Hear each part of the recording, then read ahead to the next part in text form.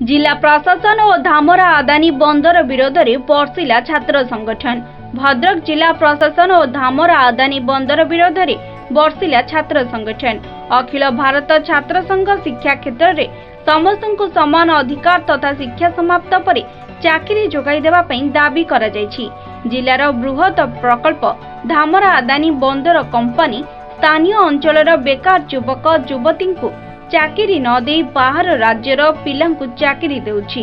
राजनैतिक नेतृवृंद तथा जिला प्रशासन सबु जानी कौनसी पदक्षेप न देबा बड़ दुर्भाग्यजनक बोली कहा जायछि।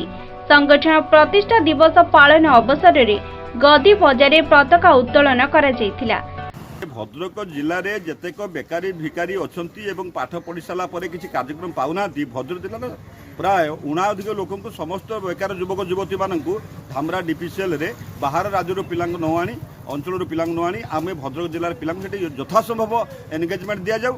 जदि आमर दाबी को प्रशासन बा आपणकर डीपीसीएल कर्तृपक्ष अग्राह्य करती तेबे आगामी दिन में जोरदार छात्र आंदोलन भद्रक जिले कर आज कार्यक्रम आम निष्पत्ति ग्रहण कर। छात्र नेता स्नेहाशीष विश्वाल पौराहित्य रे मुख्य अतिथि भावे अखिल भारत छात्र संगठन पूर्वतन राज्य संपादक गौरहरि मिश्र सम्मानित अतिथि भाव सीपीआई नेता संत चरण विश्वाल और रवींद्र बारिक प्रमुख जोगदे उभय केंद्र और राज्य सरकार विरोध में वक्तव्य रखिथिले।